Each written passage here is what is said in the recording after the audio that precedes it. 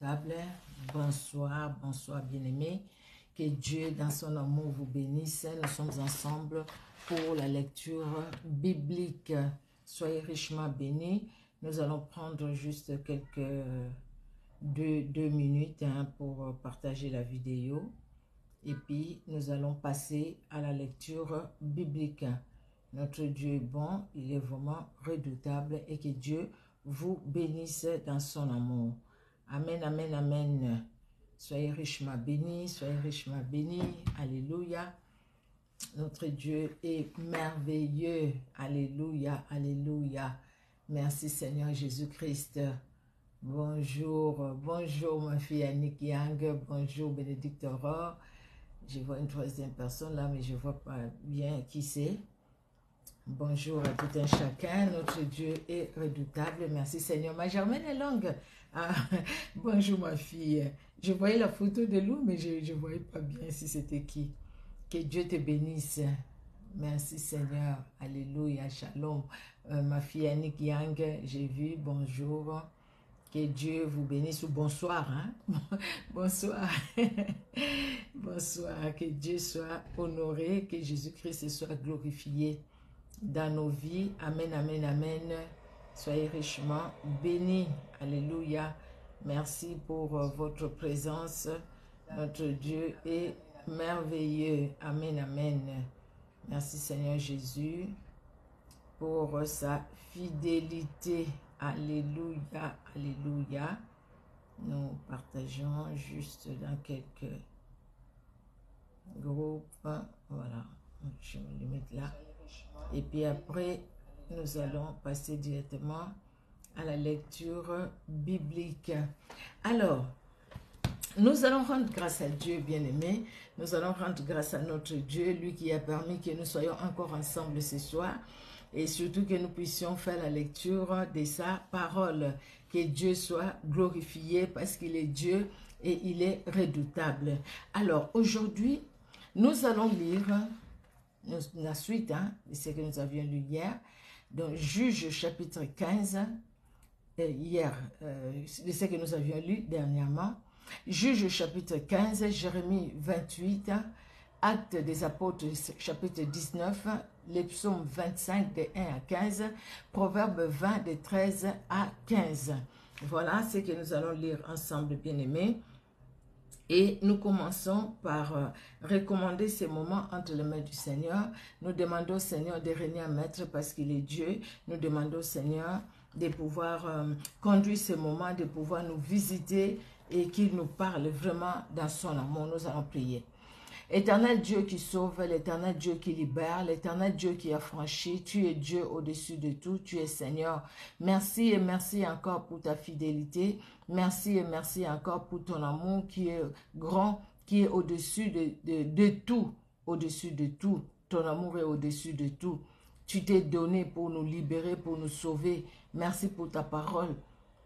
Cette parole qui s'est fait chair, cette parole qui est puissante, cette parole qui est agissante, cette parole éternelle, Dieu de gloire, qui nous rapproche de toi et qui permet que nous puissions te connaître. C'est vrai, Seigneur, te connaître qui tu es et ce que tu as, éternel, ce que tu es capable de faire au travers de ta parole. Nous le voyons, Seigneur, parce que la Bible nous dit que tu n'as pas changé. Ce que tu avais fait aujourd'hui, tu le fais, demain tu le feras parce que tu es Elohim, tu es éternel. Merci pour ce moment que nous nous recommandons à toi. Pardonne-nous, libère-nous, vois l'œuvre de Golgotha dans nos vies, éternel Dieu d'amour, que la bénédiction divine, que ta grâce, éternel Dieu de gloire, que la protection divine soit notre partage, Seigneur, nous et les membres de nos familles. Laisse que ton Esprit Saint agisse, que ton Esprit Saint parle, que ton Esprit Saint, Seigneur Dieu de gloire, libère ta parole. Dans le nom puissant de Jésus-Christ, nous avons prié. Amen. Amen, amen, amen. Que Dieu vous bénisse. Notre Dieu est bon. Il est vraiment redoutable. Alors, bien-aimés, sans plus tarder, nous allons commencer la lecture biblique. Nous commençons la lecture biblique par les livres de Juges. Nous sommes dans les livres de Juges. Nous allons lire le chapitre 15. Juges chapitre 15. Nous lisons au nom de Jésus-Christ de Nazareth. Pardon. Alors, Juge chapitre 15. Voilà. Bon. Alors, Juge chapitre 15. Quelque temps après, à l'époque de la moisson de blé, Samson alla voir sa femme et lui porta un chevron. Il dit, je vais entrer vers ma femme dans sa chambre, mais le père de sa femme ne lui permit pas d'entrer. J'ai pensé, dit-il, que tu avais pour elle de la haine, et je l'ai donnée à ton compagnon. Est-ce que sa jeune sœur n'est pas plus belle qu'elle? Prends-la donc à sa place. Samson leur dit, cette fois, je ne serai pas coupable envers les Philistins si je leur fais du mal. Samson s'en alla, il attrapa 300 renards et prit des flambeaux, puis il tourna queue contre queue et mit un flambeau entre deux queues au milieu. Il alluma le flambeau, lâcha les renards dans les blés des Philistins et embrassa les tas de gerbes, les blés sur pied, et jusqu'aux plantations d'oliviers. Les Philistins dirent, qui a fait cela? On répondit, Samson, le gendre de Timnien, parce que celui-ci lui a pris sa femme et l'a donnée à son compagnon. Et les Philistins montèrent et ils la brûlèrent, elle et son père. Samson leur dit, est-ce ainsi vous agissez? Est-ce ainsi que vous agissez? Je ne cesserai qu'après m'être vengé de vous. Il les battit rudement, dos et ventre, puis il descendit et se retira dans la caverne du rocher d'Étam. Alors les Philistins se mirent en marche, campèrent en Juda et s'étendirent jusqu'à Léchi. Les hommes de Juda dirent, pourquoi êtes-vous montés contre nous? Ils répondirent, nous sommes montés pour lier Samson, afin de le traiter comme il nous a traités. Sur quoi 3000 hommes de Juda descendirent à la caverne du rocher d'Étan et dirent à Samson, ne sais-tu pas que le Philistin domine sur nous? Que nous as-tu donc fait? Il leur répondit, je les ai traités comme ils m'ont traité. Ils lui dirent, nous sommes descendus pour te lier, afin de te livrer entre les mains des Philistins. Samson leur dit, jurez-moi que vous ne me tuerez pas. Ils lui répondirent, non, nous voulons seulement te lier et te livrer entre leurs mains, mais nous ne te ferons pas mourir. Et ils les lièrent avec des cordes neuves et les firent sortir du rocher. Lorsqu'il arriva à Léchi, les Philistins poussèrent des cris à sa rencontre. Alors l'Esprit de l'Éternel les saisit. Les cordes qu'il avait au bras devinrent comme du lin brûlé par le feu, et ses liens tombèrent de ses mains. Il trouva une mâchoire d'une flèche, et il étendit sa main pour la prendre, et il en tua 1000 hommes. Et Samson dit, avec une mâchoire d'âne, un monceau, 2 monceaux, avec une mâchoire d'âne, j'ai tué 1000 hommes. Quand il eut achevé de parler, il jeta de sa main la mâchoire et l'on appela ces lieux Ramath Léchi. Pressé par la soif, il invoqua l'Éternel et dit, c'est toi qui as permis par la main de ton serviteur, cette grande délivrance. Et maintenant, mourrai-je de soif et tomberai-je entre les mains des incirconcis? Dieu fendit la cavité du rocher qui est à Léchi et il en sortit de l'eau. Samson but, son esprit se ranima et il reprit vie. C'est de là qu'on a appelé cette source Anakoré. Elle existe encore aujourd'hui à Léchi. Samson fit juge en Israël au temps des Philistins pendant 20 ans. Pendant 20 ans. Vous voyez cette phrase, au fait, moi, ça m'a beaucoup interpellé quand nous voyons l'histoire de Samson, en fait, hein, après l'histoire que nous connaissons. Alors, il dit, pressé par la soif, il invoqua l'Éternel, Samson 15, verset 18. Pressé par la soif, il invoqua l'Éternel et dit, c'est toi qui as permis par la main de ton serviteur cette grande délivrance. Et maintenant mourrai-je de soif et tomberai-je entre les mains des incirconcis.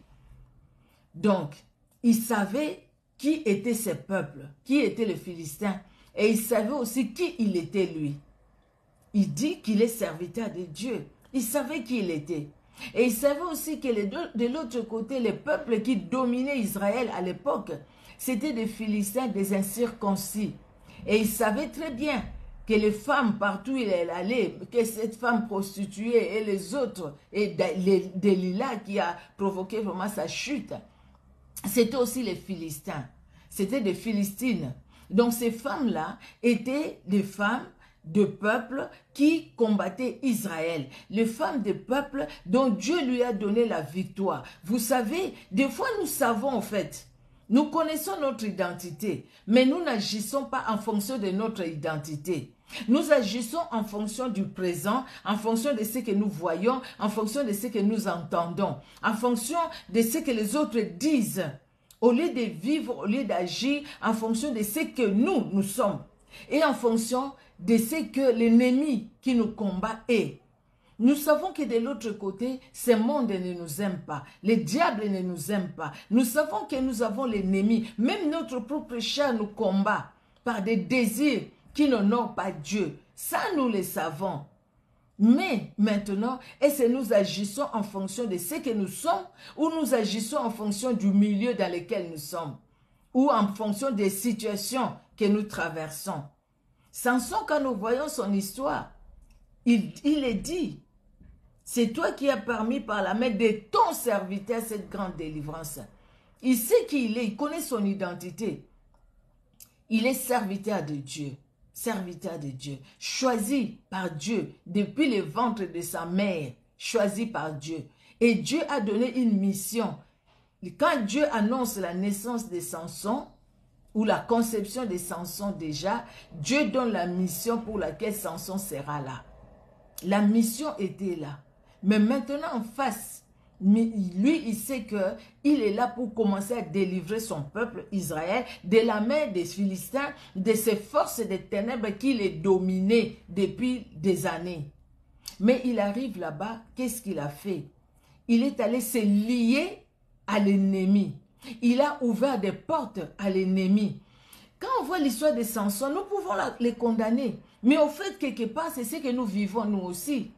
Combien de fois, en connaissant bien notre identité et en connaissant aussi ce que nous sommes sur cette terre, ce que nous sommes, ce que Dieu a fait de nous, en connaissant aussi comment l'ennemi agit, les stratégies du diable, en connaissant aussi que sur cette terre, la Bible nous dit que nous aurons des guerres, nous aurons des combats. Nous avons à combattre non pas avec la chair ni le sang, mais avec les principautés, les dominations, les autorités dans le monde des ténèbres, dans le monde spirituel. Nous avons à combattre avec ceux qui nous voient et que nous ne voyons pas. Ça, nous le savons. Mais qu'est-ce qui se passe? Des fois, nous ouvrons des portes à ces forces-là, afin qu'ils viennent dominer encore à nous, ou afin qu'ils viennent voler ce que Dieu nous a donné, ou afin qu'ils viennent nous distraire, nous amener à désobéir même à ces dieux-là, comme le cas de Samson. Moi, je pense que c'est pas pour rien, c'est pas vraiment de façon anodine que l'histoire de Samson nous a été écrit, au fait, c'est écrit dans la Bible. C'est parce que Dieu lui-même, il avait des leçons à nous montrer. Nous, en tant que des personnes qu'il a choisies, parce que c'est Dieu lui-même qui nous a choisis. Il a choisi chacun de nous comme il t'a choisi, il m'a choisi aussi, bien aimé. Et quand Dieu nous a choisis, et après il ne nous a pas abandonnés, il nous a choisis avec une mission. Et cette mission-là, c'est ce que nous avons accompli sur cette terre. Mais comment on peut accomplir cette mission si nous, on n'est pas attachés au Seigneur? Si nous, on ne les cherche pas? Si nous, on ne cherche pas à connaître sa volonté? C'est en cherchant à connaître sa volonté que nous pouvons faire aussi accomplir cette volonté, bien-aimés. Si nous connaissons la volonté de l'Éternel, mais agissons en fonction de cette volonté. Seigneur, tu as fait de grandes choses au travers de ton serviteur, de ta servante. Seigneur, tu t'es révélé dans ma vie quand je ne te connaissais pas. Tu m'as donné la victoire. Maintenant, j'ai soif de toi. J'ai soif de toi. Samson a compris cela. Je ne vais pas mourir de soif. Seigneur, j'ai soif de toi. L'eau est sortie. Dieu lui a donné à boire. L'eau est sortie du rocher. Le rocher inébranlable, qui est Jésus-Christ, la source d'eau vive.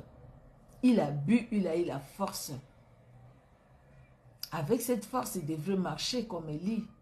Mais qu'est-ce qui lui est arrivé?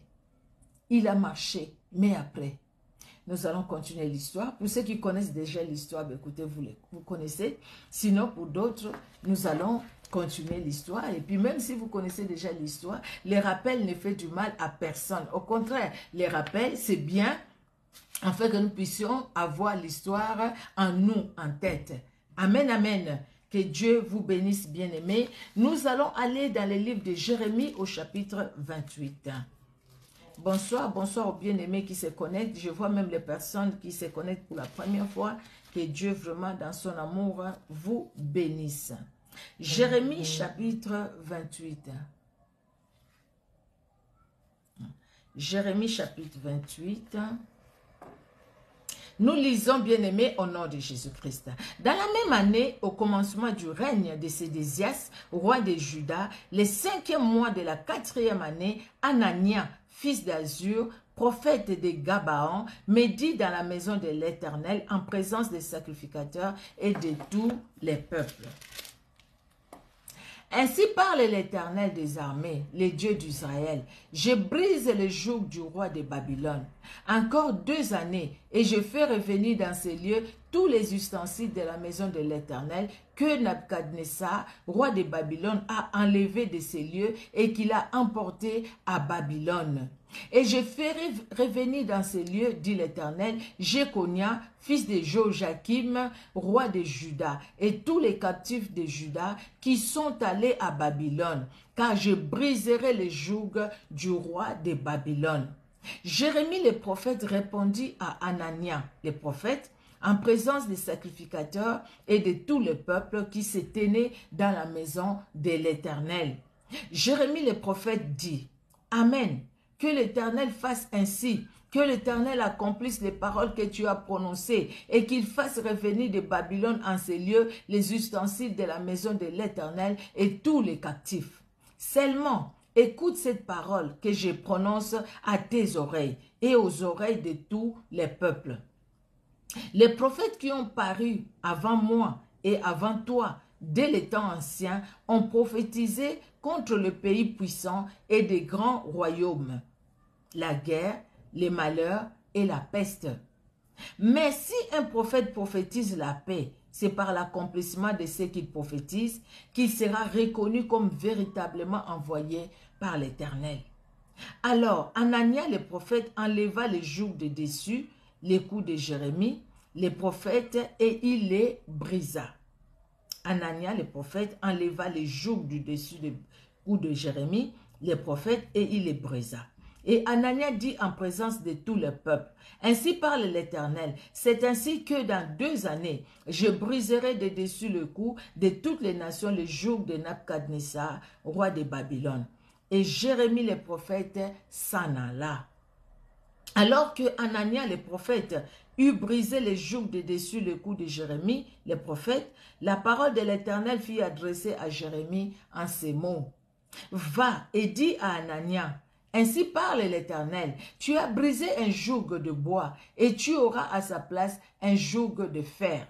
Car ainsi parle l'Éternel des armées, les dieux d'Israël. Je mets un joug de fer sur le cou de toutes ces nations pour qu'elles soient asservies à Nabuchodonosor, roi de Babylone, et elles lui seront asservies. Je lui donne aussi les animaux des champs. Et Jérémie le prophète dit à Anania, le prophète, écoute Anania, l'Éternel ne t'a point envoyé et tu inspires à ces peuples une fausse confiance. C'est pourquoi ainsi parle l'Éternel, voici je te chasse de la terre, tu mourras cette année, car tes paroles sont une révolte contre l'Éternel. Et Anania le prophète mourut cette année-là dans la 7e mois. Alléluia. Notre Dieu est Dieu. Nous voulons des prophètes comme Jérémie.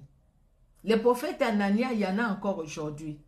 Quand ils parlent, ils ont la parole là. Quand ils parlent, tu te dis, ça c'est vraiment ainsi dit l'Éternel. Mais il n'y a rien d'ainsi dit l'Éternel au fait. C'est ainsi dit Anania. Mais il y a des Jérémies, qui disent ainsi dit l'Éternel. Et que la parole qu'ils prophétisent, que cette parole-là aussi s'accomplisse. Amen, amen. Nous allons lire Actes des Apôtres au chapitre 19. Actes des Apôtres, chapitre 19. Nous lisons, chapitre 19. Pendant qu'Apollos était à Corinthe, Paul, après avoir parcouru les hautes provinces de l'Asie, arriva à Éphèse. Ayant rencontré quelques disciples, il leur dit, « Avez-vous reçu le Saint-Esprit quand vous avez cru ?» Ils lui répondirent, « Nous n'avons pas même entendu dire qu'il y ait un Saint-Esprit. » Il dit, « De quel baptême avez-vous donc été baptisés ?» Et ils répondirent, « Du baptême de Jean. » Alors Paul dit, « Jean a baptisé du baptême de repentance, disant au peuple de croire en celui qui venait après lui, c'est-à-dire en Jésus. » Sur ces paroles, ils furent baptisés au nom du Seigneur Jésus.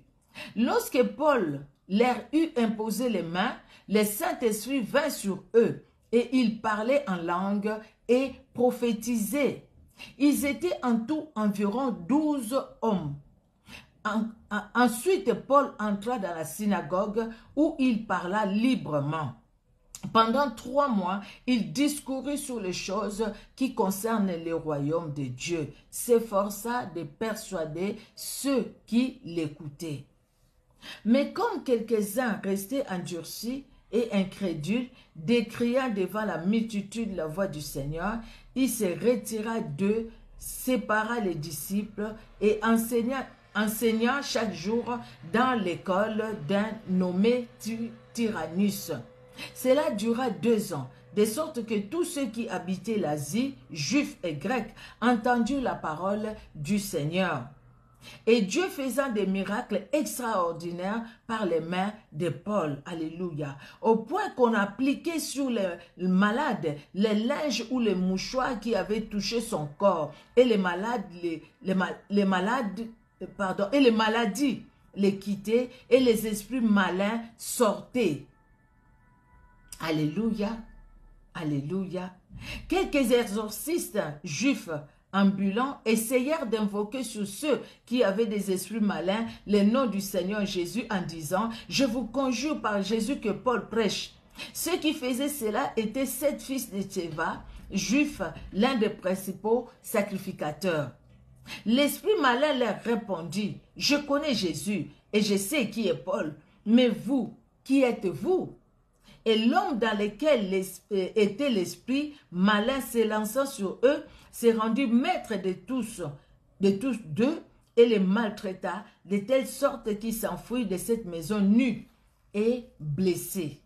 Cela fut connu de tous les Juifs et de tous les Grecs qui demeuraient à Éphèse. Et la crainte s'empara de tous. Et le nom du Seigneur Jésus était glorifié. Plusieurs de ceux qui avaient cru venaient confesser et déclarer ce qu'ils avaient fait. Un certain nombre de ceux qui avaient exercé les arts magiques, ayant apporté leurs livres, les brûlèrent devant tout le monde. On en estima la valeur à 50 000 pièces d'argent. C'est ainsi que la parole du Seigneur croissait en puissance et en force. Alléluia. Après que ces choses se furent passées, Paul forma le projet d'aller à Jérusalem en traversant la Macédoine et l'Achaïe. Quand j'aurai été là, se disait-il, il faut aussi que je voie Rome. Il envoya en Macédoine 2 de ses aides, Timothée et Eraste. Et il resta lui-même quelque temps encore en Asie. Il survint à cette époque un grand trouble au sujet de la voix du Seigneur. Un nommé Démétrius, orfèvre, fabriquait en argent les temples de Diane et procurait à ses ouvriers un gain considérable. il les rassembla avec ceux du même métier et dit, « Ô homme, vous savez que notre bien-aimé, notre bien-être, excusez-moi, ô homme, vous savez que notre bien-être dépend de cette industrie. Et vous voyez et entendez que non seulement à Éphèse, mais dans presque toute l'Asie, c'est Paul a persuadé et détourné une foule de gens en disant que les dieux faits des mains d'hommes ne sont pas des dieux. Les dangers qui en résultent, ce n'est pas seulement que notre industrie ne tombe en discrédit, c'est encore que le temple de la grande déesse Diane, je ne sais pas comment on va lire ça, mais en français c'est écrit Diane, ne soit tenu pour rien, et même que la majesté de celle qui est révérée dans toute l'Asie, oui, dans toute l'Asie et dans le monde entier, ne soit réduit à néant. Ces paroles les ayant remplis de colère, ils se mirent à crier, « Grande est la Diane des Éphésiens !» La Diane ou la Diane, je ne sais pas, vous lisez comme vous pouvez, comme vous voulez lire aussi, hein, mais en français on va dire ça Diane, ou Diana en anglais, comme la Diana qui était à Londres.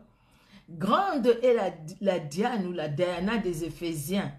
Toute la ville fut dans la confusion. Ils se précipitèrent tous ensemble au théâtre, entraînant avec eux Gaius et Aristarque, macédoniens, compagnons de voyage de Paul.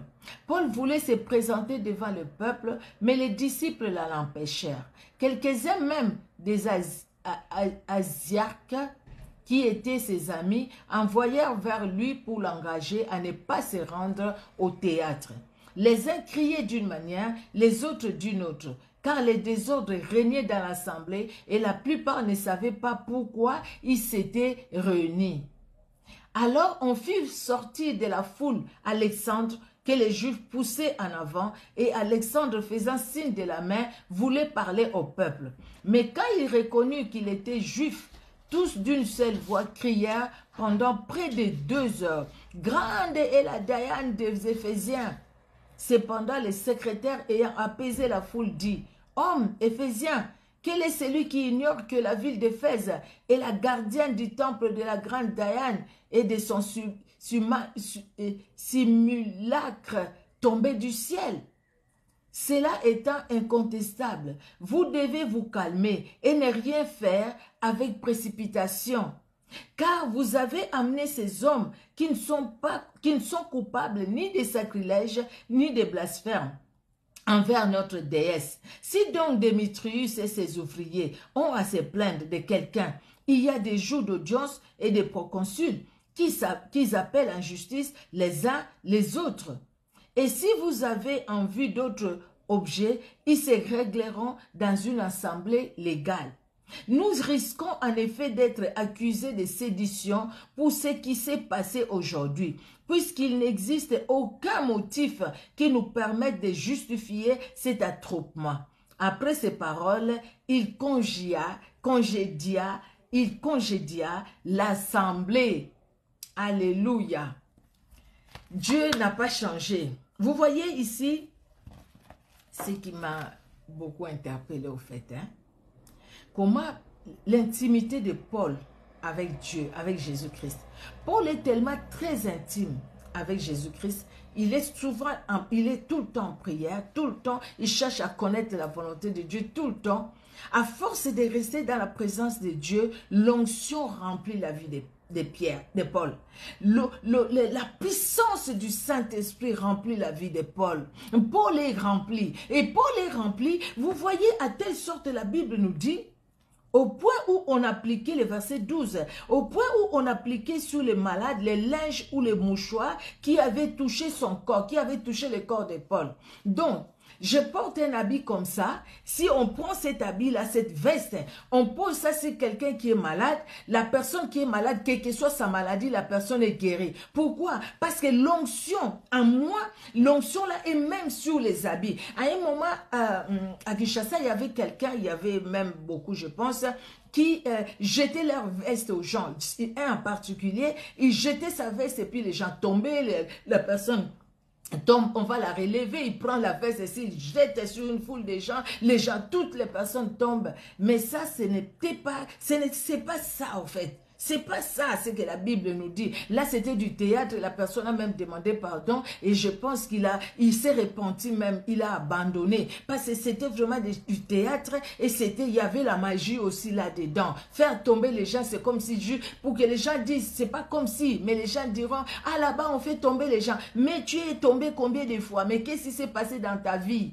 Ta maladie est toujours là, tes problèmes sont toujours là, mais tu es tombé. On t'a jeté la veste et tu es tombé. On a soufflé sur toi, tu es tombé. Mais qu'est-ce qui s'est passé? Mais ici, les problèmes, Dieu nous montre sa puissance. Comment sa puissance est même sur nous, sur nos maisons, sur tout ce que nous avons. Bien aimé, c'est pourquoi, même quand nous demandons pardon, quand nous demandons la purification, il y a des gens qui disent, bon, pourquoi purifier même la maison et tout ça, tout ça. Vous voyez, même si la personne est souillée, même l'endroit où la personne reste, l'endroit aussi est souillé. Ton lit est souillé, et tes habits aussi sont souillés. Si tu as l'onction du Saint-Esprit, même tes habits aussi, l'onction ça se répand. Vous voyez, même dans les habits, cela ne veut pas dire que tu vas prendre ton habit, tu vas commencer à chasser les démons avec. Vas-y, va les faire. Si les démons seront chassés, si c'est ce que Dieu te dit, ben écoutez, tu les fais. Mais ici, ce n'est même pas Paul qui fait ça avec ses propres habits, c'est les gens.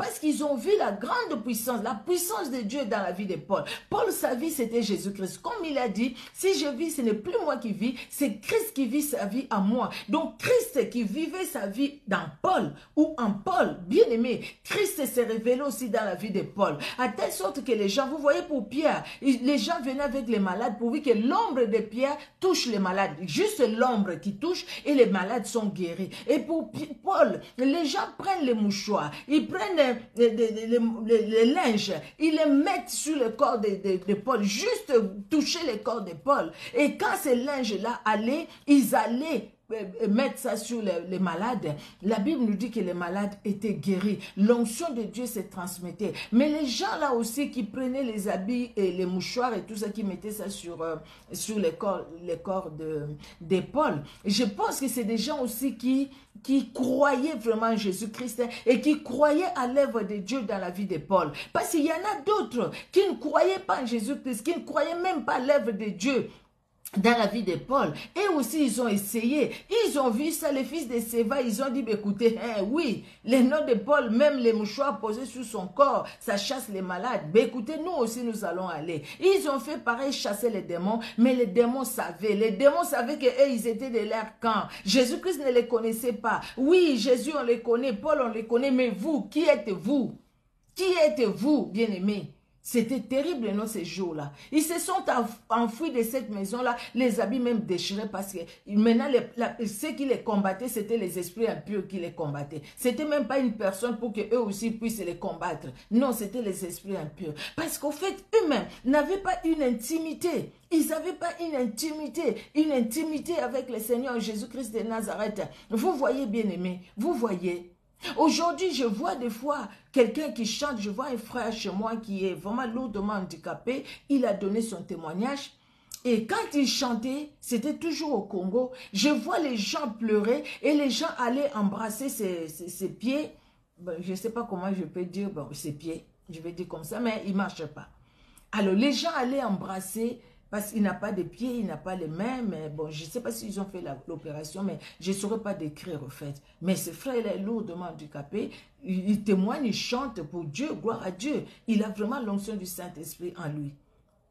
Et quand il chante, les gens vont même embrasser ses pieds-là, ils vont l'embrasser. Ils vont embrasser pour eux, c'est pour obtenir la guérison. Mais regardons comment on le fait. Il y a des gens qui s'agenouillent même embrasser les chaussures de leur pasteur, embrasser les pantalons de leur pasteur. Et pour, je ne sais pas s'ils comparent ce qu'ils font là avec ce qui est écrit pour Paul. Je ne sais pas. Et c'est ton pasteur a la même onction que c'est que Paul a. La personne là que tu vas t'agenouiller, baiser même ses souliers. Voilà ses souliers, oui. Ou sa chemise, ou sa robe, ou son pagne. Cette personne-là aussi, tu as eu la conviction, il a la même onction que Paul. L'onction coule dans sa vie. Paul, c'est quelqu'un qui était dans une vie de sainteté, sanctification. Sanctification. Il a même refusé de se marier. Dieu ne lui a pas interdit de se marier, mais c'est lui qui a refusé parce qu'il s'est donné totalement à Dieu, totalement à Jésus-Christ de Nazareth. Amen, amen. Nous allons aller dans le livre des psaumes, verset 20, chapitre 25, excusez-moi, nous allons lire du premier verset au 15e verset. 25. Alors, dès David, Éternel, j'élève à toi mon âme. Mon Dieu, en toi je me confie, que je ne sois pas couvert de honte, que mes ennemis ne se réjouissent pas à mon sujet. Tous ceux qui espèrent en toi ne seront point confondus. Ceux-là seront confondus qui sont infidèles sans cause. Éternel, fais-moi connaître tes voies, enseigne-moi tes sentiers. Conduis-moi dans ta vérité et instruis-moi, car tu es le Dieu de mon salut, tu es toujours mon espérance. Éternel, souviens-toi de ta miséricorde et de ta bonté, car elles sont éternelles. Ne te souviens pas des fautes de ma jeunesse, ni de mes transgressions. Souviens-toi de moi selon ta miséricorde, à cause de ta bonté, ô Éternel. L'Éternel est bon et droit, c'est pourquoi il montre aux pécheurs la voie. Il conduit les humbles dans la justice, il enseigne aux humbles sa voie. Tous les sentiers de l'Éternel sont miséricorde et fidélité pour ceux qui gardent son alliance et ses commandements. C'est à cause de ton nom, ô Éternel, que tu pardonneras mon iniquité, car elle est grande. Quel est l'homme qui craint l'Éternel? L'Éternel lui montre la voie qu'il doit choisir. Son âme reposera dans le bonheur et sa postérité possédera les pays. L'amitié de l'Éternel est pour ceux qui les craignent, et son alliance leur donne instruction. Je tourne constamment les yeux vers l'Éternel, car il fera sortir mes pieds du filet. Amen, amen. Je tourne constamment les yeux vers l'Éternel, car il fera sortir mes pieds du filet. Amen. Que Dieu bénisse sa parole, bien-aimée. Nous allons finir par le livre de Proverbes. Proverbes chapitre 20. Nous allons lire de 13 à 15. 13 à 15. N'aime pas le sommeil, de peur que tu ne deviennes pauvre. Ouvre les yeux, tu seras rassasié de pain. Mauvais, mauvais, dit l'acheteur. Oui, je suis bien, excusez-moi. Mauvais, mauvais, le verset 14. Mauvais, mauvais, dit l'acheteur. Et en s'en allant, il se félicite. Il y a de l'or et beaucoup de perles, mais les lèvres savantes sont un objet précieux. Amen, amen. Que Dieu bénisse sa parole dans nos cœurs bien-aimés et que Dieu vous bénisse. Notre Dieu est merveilleux, il est bon et il est redoutable. Nous allons prier. Alléluia, alléluia. Merci Seigneur Jésus. Je veux voir les noms. Aïe, je ne les vois même pas. Nous allons prier. Éternel Dieu, notre roi, notre Seigneur et notre force, notre bouclier, notre forteresse, en toi nous nous confions, malgré nos faiblesses, malgré nos manquements, mais nous nous confions en toi. Nous savons, Seigneur Dieu de gloire, que la sagesse nous viendra de toi. Nous savons, éternel Dieu de gloire, que la protection la plus sûre nous vient de toi. Tu es notre sécurité, l'assurance de nos vies et de chaque membre de nos familles. Bénis ta parole dans nos cœurs. Bénis mon frère et ma soeur qui va suivre cette vidéo en différé. sur Facebook et c'est lui ou celle qui va la suivre aussi sur YouTube. Que l'honneur et la gloire montent à toi. Et la prochaine fois, Seigneur, quand tu nous donneras l'opportunité, nous ne manquerons pas d'élever ton nom dans nos cœurs. Au nom de Jésus-Christ. Amen. Amen, amen, amen, amen. Que Dieu vous bénisse. Alléluia. La servante de l'Éternel, Maman Judel Mayenikini, que Dieu te bénisse. Sois bénie, ma fille Germaine Elong. Sois bénie, Maman Willina Pierre-Louis, servante de l'Éternel, que tu sois bénie. La servante de l'Éternel, Maman Ange Mianda, que Dieu te bénisse, maman. Alléluia, alléluia. Soyez richement bénis. Et j'ai vu aussi, Germaine Elong, je l'ai dit, Dave Liboté, que Dieu te bénisse. Et sois les bienvenus dans cette plateforme où nous lisons la parole de Dieu. Ma sœur Marilyn Noël, que Dieu te bénisse abondamment. Sois richement bénie.